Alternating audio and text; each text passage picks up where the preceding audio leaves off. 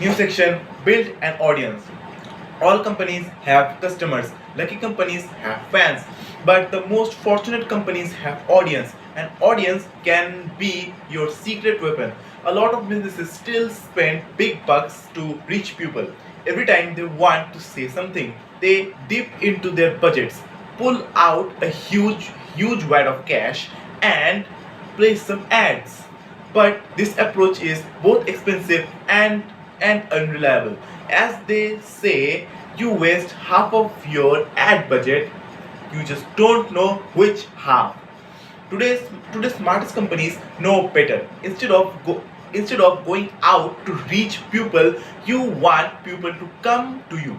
An audience returns often on its own to see what you have to say. This is the most. This is the more. This is the most sorry receptive group of customers and potential customers you will ever have.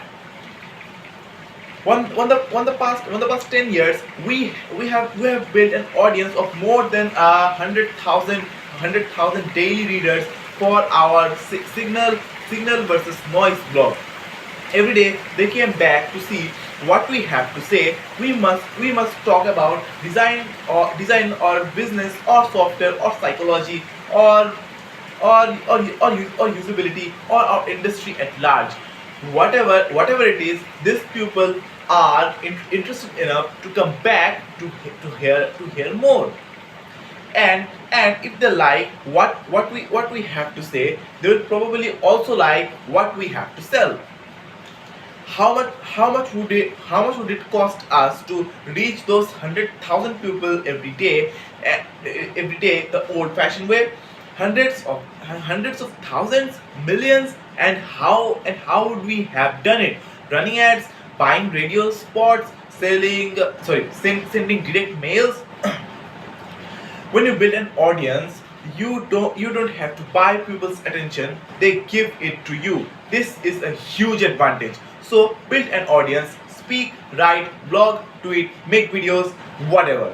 Share information that's valuable, and you will slowly but surely build a loyal audience.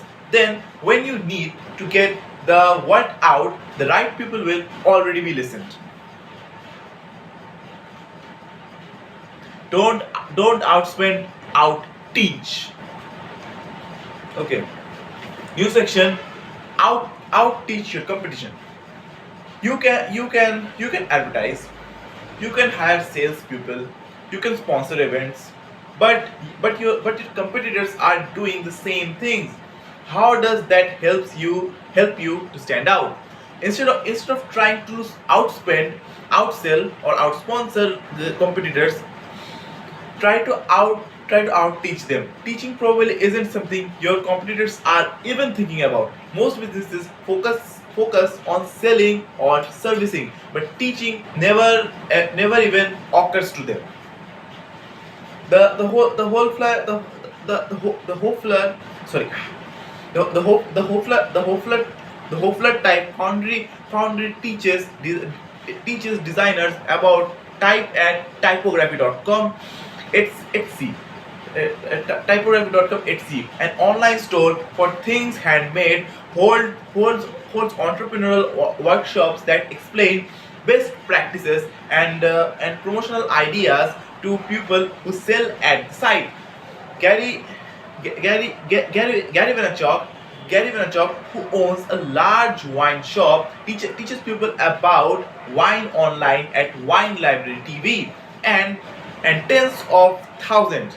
I repeat, tens of thousands of people watch every day. Teach, teach, and you will form a bond you just don't get from traditional marketing tactics. Buying people's attention with a magazine or online banner ad is one thing. Earning the loyalty by teaching them from the whole different connection. They will trust you more, they will respect you more. Even if they don't use your product, they can still be your fans. Teaching is something individuals and small companies can do that bigger companies can't. Big companies can afford a Super Bowl ad, you can't, but you can afford to teach, and that's something they will never do, because big companies are obsessed with scarcity. Everything at those places has to get filtered through a lawyer and go through lawyers red tape. Teaching is your chance to out out outmaneuver them. Emulate chefs. Okay, new section. Emulate chefs. You're probably heard Emilio Legis, Mario Batali, Bobby Flay, Julia Child, Paul Dean, Rick Bayless, or Jacobs Pepin.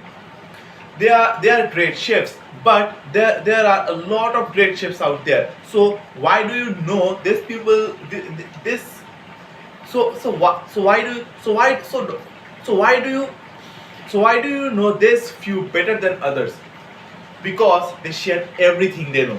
They put their recipes in cookbooks and show their techniques on cooking shows. As a business owner, you should share everything you know too. This is anathema to most in the business world. Businesses sorry business are usually business businesses are usually paranoid and secretive. They think they have pro, they have proprietary this and competitive advantage that maybe a rare few do, but most don't. And those that don't should stop act like those do. Don't be afraid of sharing. A recipe is much easier to copy than a business. Shouldn't that scare Mario Batali? Why would he go on TV and show you how he does what he does? Why would he put all his recipe in cookbooks where anyone can buy and replicate them? Because he knows those recipes and techniques are not enough to beat him at his own game. No one's going to buy his cookbook, open a restaurant next door, and put him out of business. It just doesn't work like that. Yet yet this is what yet yet this is what many in the business world think will happen if their competitors learn how they do things. Get over it. So emulate famous chefs. They cook, so they write cookbooks. What do you do? What are your recipes? What's your cookbooks? What can you tell the world about how you operate that's informative, educational, and promotional? This book is our cookbook. What's yours? Go behind the scenes. New section. Go behind the scenes. Give people a backstage pass and show them how your business works. Imagine that someone wanted to make a reality show about their business. What would they share? Now stop waiting for someone else and do it yourself. Think. No think. No one will care. No one will care. Think again. If no one will care, even seemingly boring jobs can be fascinating when presented right. What could be more boring than commercial fishing and trucking? Yet the Discovery Channel and History Channel have turned these professions into highly rated shows. Deadliest Catch and Ice Road Trucks. It doesn't need to be It doesn't need to be a dangerous job either. People love finding out the title secrets of what kinds of businesses, even one that makes those tiny marshmallows in the breakfast cereals. What That's why the food networks unwrapped, which explores which explores the secret behind lunchbox treats, soda pop, movie candy, and more, is such a popular program. People are curious about how things are made. It's why they like factory tours or behind the scenes footage on DVDs. They want to see how the sets are built, how the animation is done, how the director casts the film, etc. They want to know how and why other people make decisions. Letting people behind the curtain, the certain changes your relationships with them. They will feel a bond with you and see you as human beings instead of a faceless company. They will see the sweet and effort. Sorry, they will they will they will they will see the sweat and effort that goes into what you sell. They will develop a deeper level of understanding and application for what you do. Fake, fake, fake. Nobody likes nobody likes plastic flowers. New section. Okay. The business no Nobody likes plastic flowers. The business world is full of professionals who wear the uniform and try to seem perfect. In truth, they just come off as stiff and boring. No one can relate to people like that. Don't be afraid to show your flaws. Imperfections are real and people respond to real. It's why we like real flowers, will, not perfect plastic ones that never change. Don't worry about how you are supposed to sound and how you are supposed to act. Show the world what you are really like. What's what's and all. There's a beauty of imperfection. This is the essence of the Japanese principle of wabi sabi. Wabi sabi values character and uniqueness over a shiny facet. It teaches that cracks and stretches in things should be embraced. It's also about simplicity. You strip things down and then use what you have.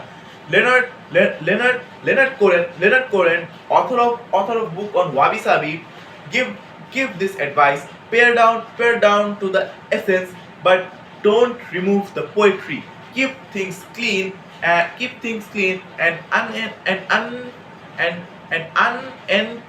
unencumbered, but don't but but but don't sterilize. But don't sterilize. It's a beautiful way to put it. It's a beautiful way to put it. Leave the poetry in what you make. When something becomes too polished, it loses its soul. It seems robotic. Okay. Talk like you really talk. Reveal things that others are unwilling to discuss. Be upfront about your shortcomings. Show the latest version of what you are working on. Even if you are not done yet, it's okay if it's not perfect. You might not seem as professional, but you will seem a lot more genuine. Press release and spam. Okay, new chapter. Press releases are spam. What do you call a generic pitch sent out to hundreds of strangers hoping that one will bite? Spam. That's what press releases are too. Generic pitches for coverage sent out to hundreds of journalists you don't know, hoping that one will write about you. Let's dissect let's dissect the purpose of a press release for a moment. It's something you send out because you want to be noticed. You want to press to pick up on your new company, product, service, announcement, or whatsoever. You want them to be existed enough to write a story about you. But press releases are a terrible way to accomplish that. There are tried and formulae. There's nothing exciting about them. Journalists sift through dozens a day. They wind up buried under an avalanche of hyperbolic headlines and fake quotes from CEOs. Everything is labeled sensational, revolutionary, groundbreaking, and amazing. It's numbering. Simply, it's numbering. Okay. If you want to get someone's attention, it's silly to do exactly the same things as everyone else. You need to stand out. So why issue press releases like everyone else does? Why spam journalists when their inbox is already filled with other people's spam? Furthermore, a press release is generic. You write it once and then send it to tons of reporters, people whom you don't know and who don't know you. And your first introduction is the fog. Generic generic generic note you also send to everyone else. Is is that is that the impression you want to make? Is that really going to get you the story? Okay. Instead call someone. Write a personal note. If you read a story about a similar company or product, contact the journalist who wrote it. Pitch her with some passion, some interest, some life. Do something meaningful. Be remarkable. Stand out. Be unforgettable. That's how you will get the best coverage. Niche media over mass media. Forget about Wall Street Journal new section. Forget about the world. Forget about the Wall Street Journal. Forget about Times, Forbes, Newsweek, Businessweek, the New York Times, and the Wall Street Journal. Pitch a reporter. Pitching a reporter at one of these places is particularly impossible. Good luck even getting a hold of that guy. And even if you do, and even if you do, he probably won't care anyway. You are not big enough to matter. You are better off. You are better off focusing on getting your story into a trade publication or pick up by niche blogger. With this outlets, the barrier is much lower. You can send an email and get a response, and maybe even a post the same day. There's no editorial board or PR person involved. There is no pipeline. Your message has to be through. These guys are actually hungry for fresh meat. They thrive on being tastemakers, finding the new things and getting the ball rolling. That's why many big time reporters now use the similar sites to find new stories. Stories that start on the fridge can go mainstream quickly.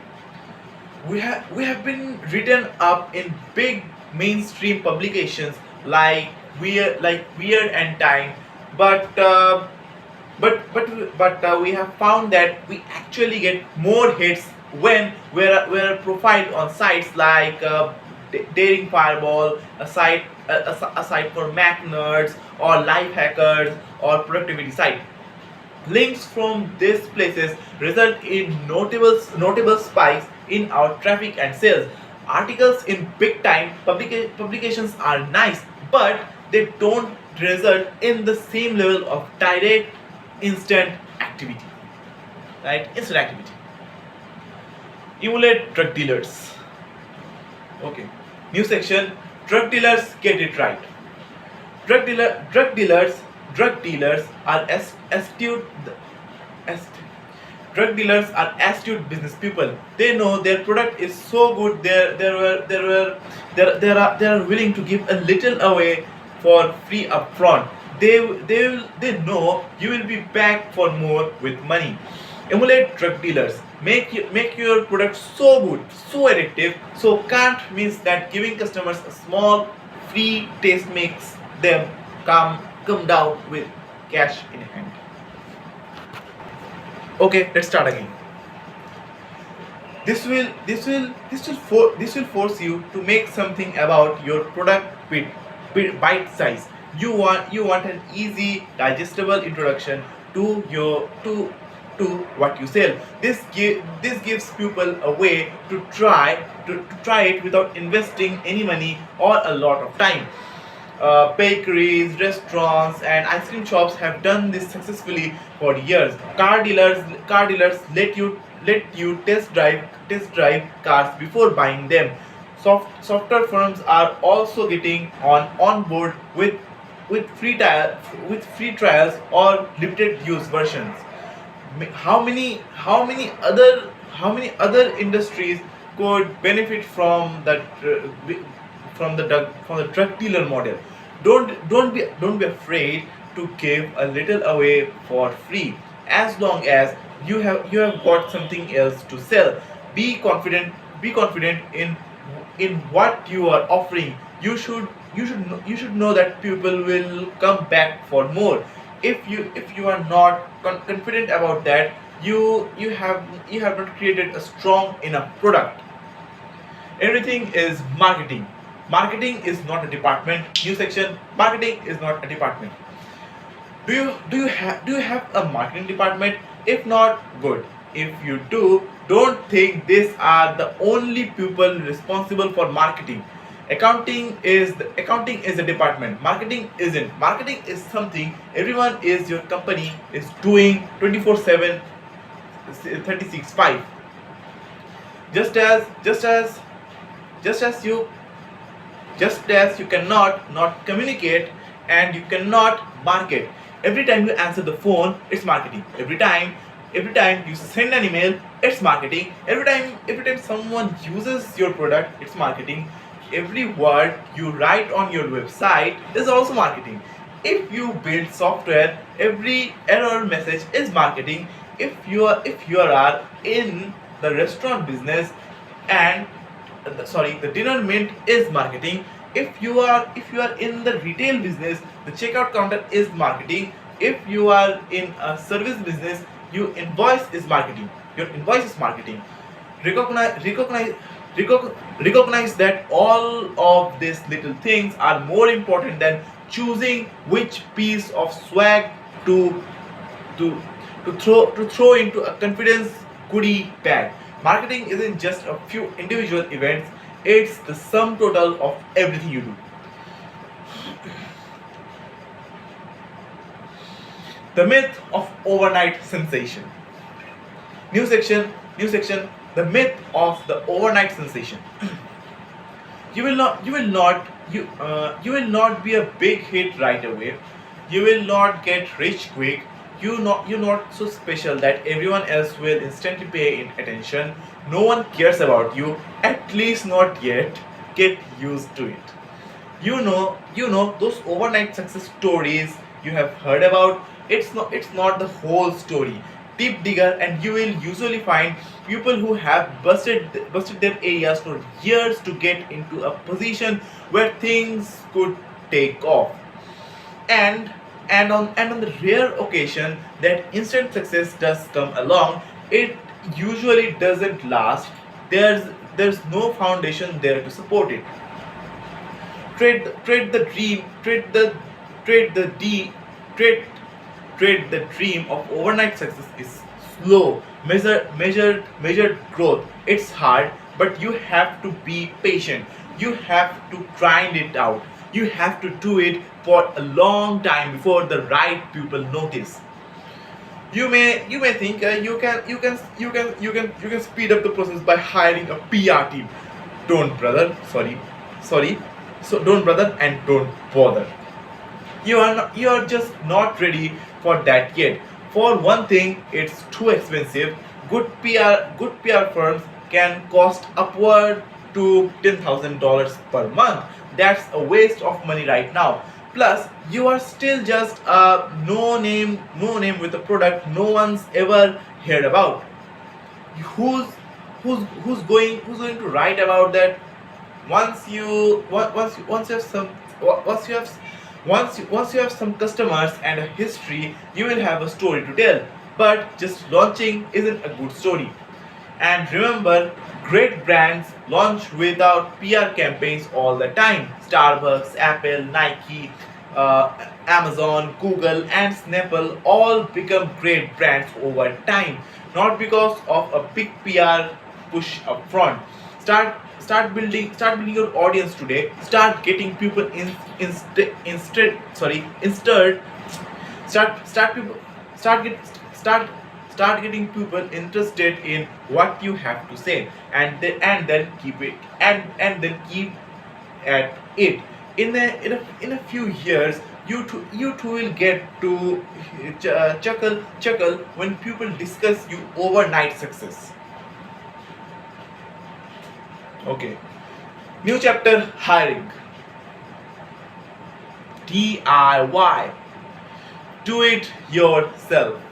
Do it yourself first. DIY. Do it yourself. DIY first. Do it yourself first. Never hire anyone to do a job until you have tried to do it yourself first. That's why you will understand the nature of work. You will know what a job will done looks like. You will know how to write a realistic job description, and which questions to ask in an interview. You will know whether to hire someone full time or part time, outsource it, or keep doing it yourself. And last is preferable if possible.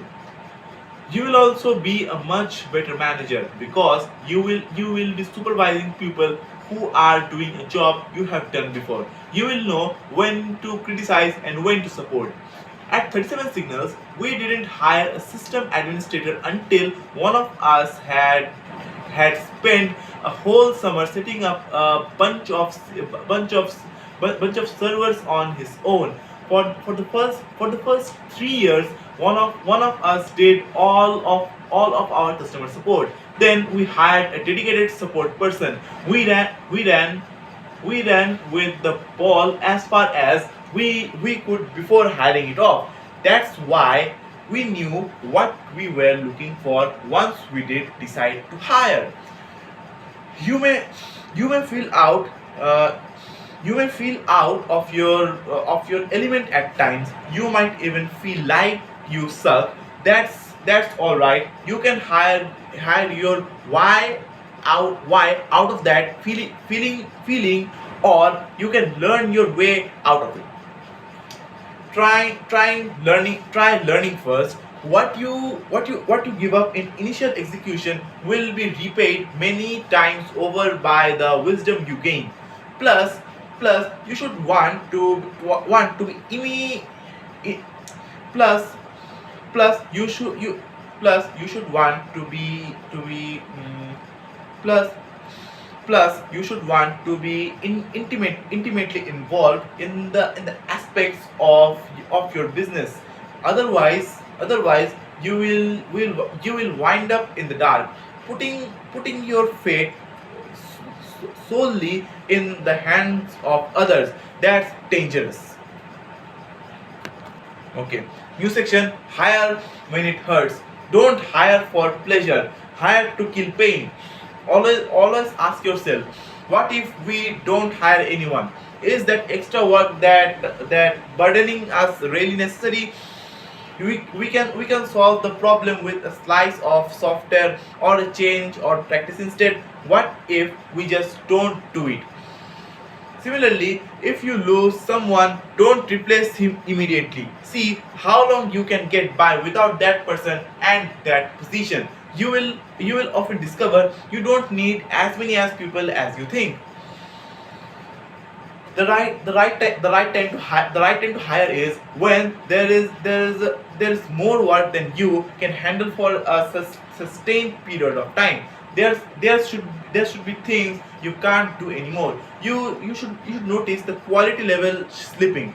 That's when you are hurting, and that's when it's time to hire, not earlier. New section: pass on great people. Some companies are addicted to hiring. Some even hire when they aren't hiring. They will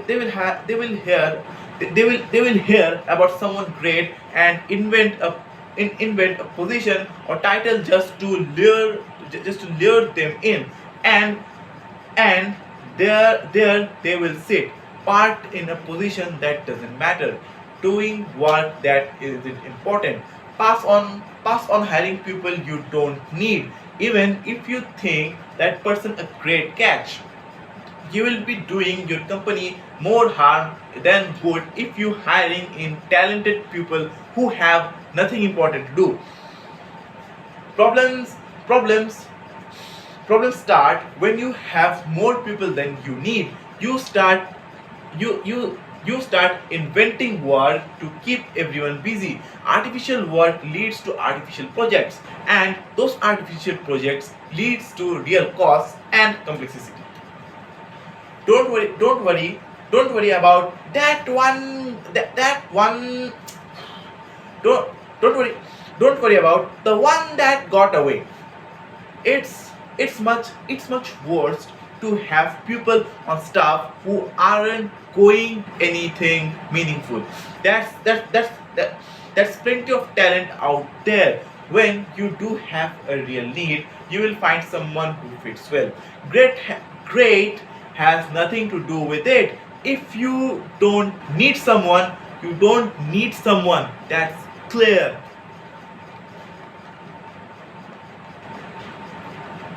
New section: strangers are a cocktail party.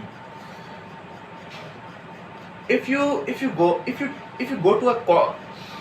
go to a cocktail party where everyone is a stranger, the conversation is dull and stiff. If you sorry you make small talk about the weather, sports, TV shows, etc. You shy away from serious conversations and controversial opinions. A small intimate dinner party among old friends is a different story though. There's a genuinely interesting conversations and heated debates. At the end of the night, you feel you actually got something out of it. Hire hire a, hire a ton of people rapidly, and strangers at a cocktail party problem is exactly what you ended up with. There are always new faces around, so everyone is unfeelingly polite. Everyone tries to avoid any conflict or drama. No one says this idea sucks. People appease instead of challenge. And and and that appeasement and and that appeasement is what gets companies into trouble. You need to be you need to be able to tell people when they are full of crap. If if that if that if that doesn't happen, you start churning you you st- you start you st- you start you start you start churning out something that doesn't offend anyone but also doesn't make anyone fall in love. You need you you need you need an environment where everyone feels safe enough to be honest when things get tough. You need to know how far you can push someone. You need to know what people really mean when they say something. So hire slowly. It's the only way to avoid winding up at a cocktail party of strangers.